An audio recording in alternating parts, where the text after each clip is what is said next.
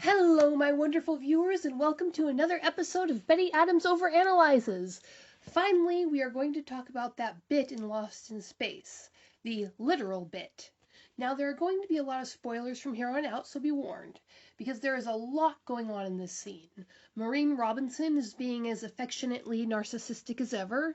Scarecrow's human friend, I haven't bothered remembering his name, I think it starts with an A, is observing quietly.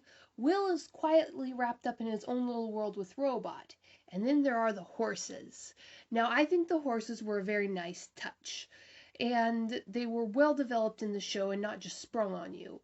It is perfectly logical that they are there.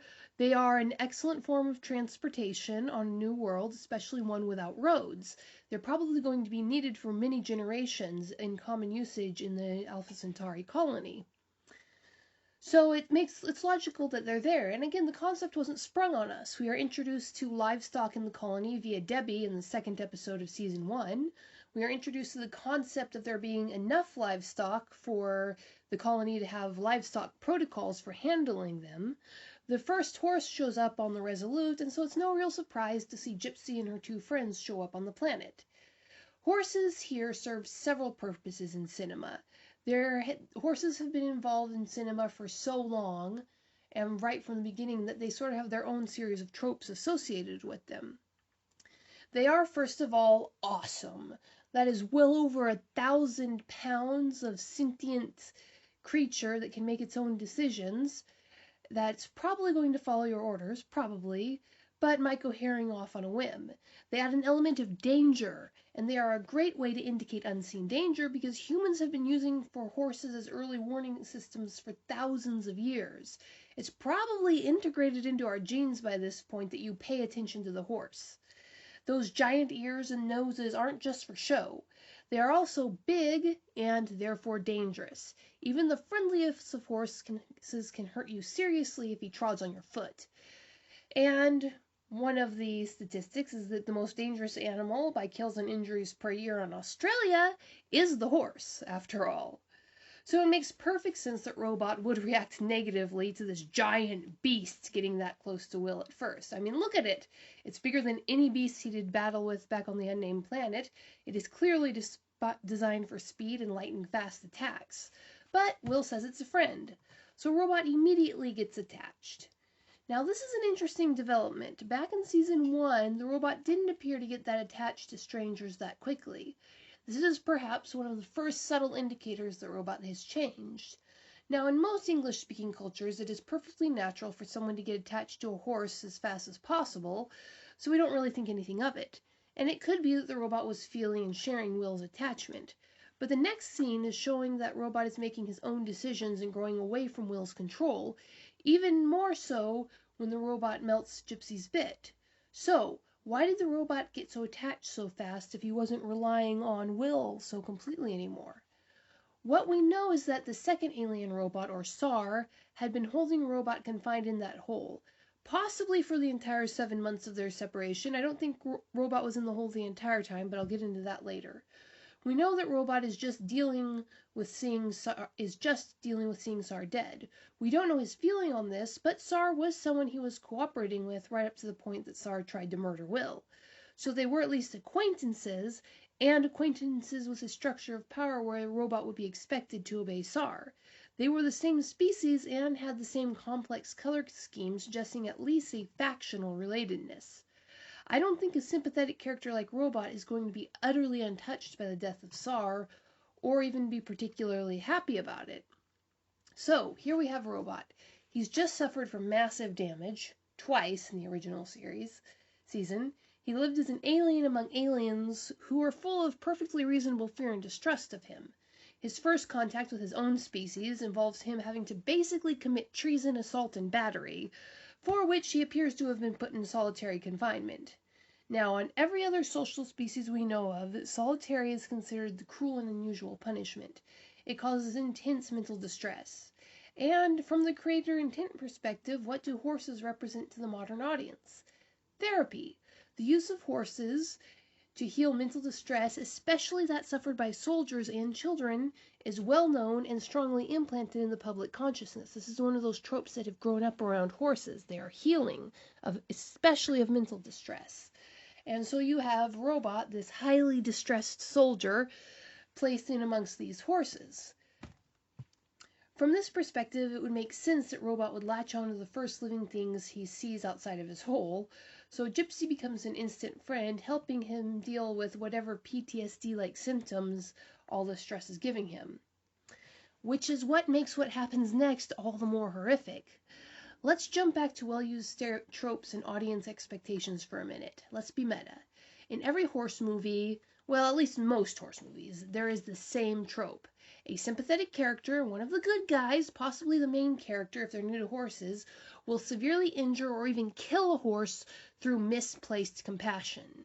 In Black Beauty, a young stable boy fails to put the blanket on the hot beauty and then gives him cold water. Two mistakes that have probably seriously injured more real-life horses than maybe any other. That is the classic mistake. You want to help the horse, you're compassionate, but you hurt them because horses are fragile and as animals can't show self-control. It is your responsibility as the sapient being to control them because of this. But Robot doesn't know that. Will does, and Will tries to explain it to Robot, but fails. Robot, who has been forcibly confined himself for who knows how long, sees a friend being forcibly controlled. If Gypsy is a friend, she wants to help, according to his reasoning. There's no reason to force her to help.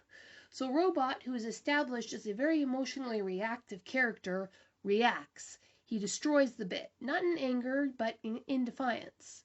But why? Why did he destroy the elements of force? Why did Gypsy Bit cause Robot so much stress that he had to do that? The action definitely plays a huge role later in the season that we'll get to, but I think that with a little speculation, just a little, it is also a clue to what happened in that 7-month time on the planet. Robot wasn't just in that pit for 7 months. We know this because he had to have at least come out of the pit long enough to draw the marks on the cave. But why would he draw the marks on the cave wall? Will wasn't there to share it with. He had no reason to expect Will would come again. Who was he communicating with then? The obvious answer is Sar. Sar, who seems to be able to command Robot to some degree. Sar, who Robot obeyed until Sar threatened Will. Sar, who understood enough about their relationship to very convincingly fake being Robot until Will saw the weld mark on his arm. Will had no idea that that was not Robot until he saw the physical evidence.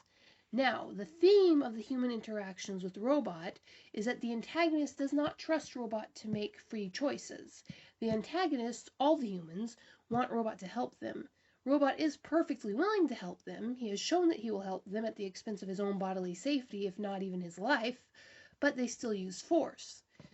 Now, this is a running theme, so it's probably pretty important to note. Could it be that Sar was questioning a very compliant Robot the entire time? Robot drew those images to explain what was going on to Sar. Sar was, however, unable to get what he wanted. Remember, the time period he asked about was what happened when Robot and Will first met, when Robot first started displaying this odd behavior, presumably when Robot's amnesia was at its worst. Could it be that Robot didn't know the information that Sar wanted? I mean, think about it. You fall down, you get knocked on your head, you wake up in a strange situation. How well are you going to be able to explain that situation, even if you know what happened? That would explain why Robot reacted so intensely to Gypsy's bit. If he had just come off a 7-month interrogation, where his commanding officer suspected him of withholding when he was just trying to help, it would make a world of sense for him to lash out. He has been unjustly accused. He has been pressed for something that he was trying to give. He's proven to be emotionally reactive time and time again. So he melted Gypsy's bit with the best of intentions, if not with the clearest of reasoning.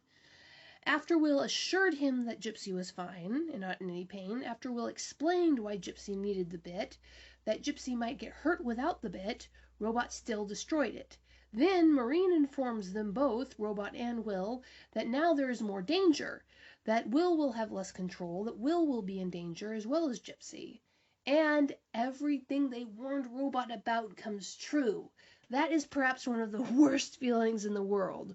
When you make a choice full of your own confidence in your own judgment, and everybody warned you not to do it, and yet you still do it, and it turns out just like everybody else said. So, not a good feeling there. If Will had less control when the stampede started, so Gypsy lagged behind the other horses, so she was fully in the canyon when the stampede swept around. She panicked and lashed out when the stampede happened, and because Will didn't have the bit, Will wasn't able to bring her under control, and Will got hurt. Note how the camera lingers on Will's pain when he hits the ground in an otherwise very fast-paced scene that's flashing from image to image. Then, because there is no woman to tell her where to go, Gypsy runs straight into danger and gets stuck, putting her life in danger. This isn't a contrived circumstance. This is something that anyone who has had to deal with herd animals has lived through time and time again. It happens. It's not a question of if, it's a question of when. It's why the term herd mentality has connotations of stupid and dangerous, even though it's a very effective survival strategy in the long term. This is the natural, what happened there with Gypsy is the natural result of losing control of your animal in a strange situation. But Robot is able to leap in and save the day, so he thinks for a time.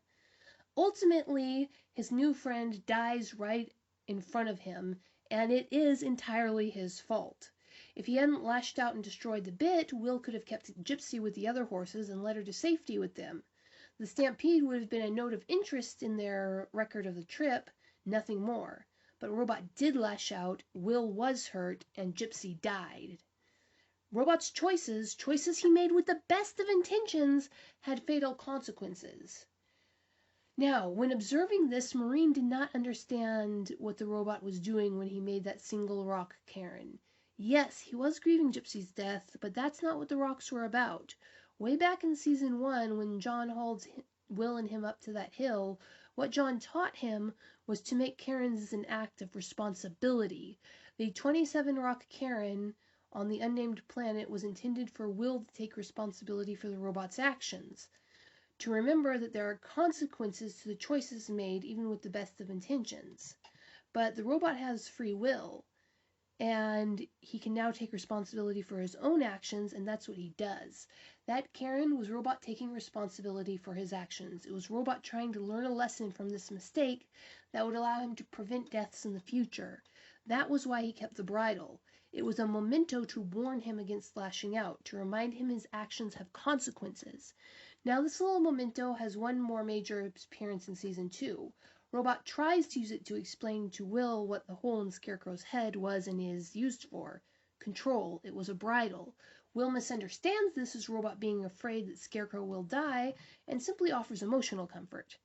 Now here's a thematic relevance. Robot saw Gypsy was being controlled and lashed out with terrible consequences. Robot sees Scarecrow is being controlled and lets himself be captured as soon as he gets Scarecrow to safety. Robot could have trounced those security guards. Those prods were meant to be used on a severely injured Scarecrow and were never meant to take out a reasonably healthy robot. He could have trounced them, probably non-fatally with ease, but the last time he lashed out without a full understanding of the situation, people got hurt and Gypsy died. So he allowed himself to be captured.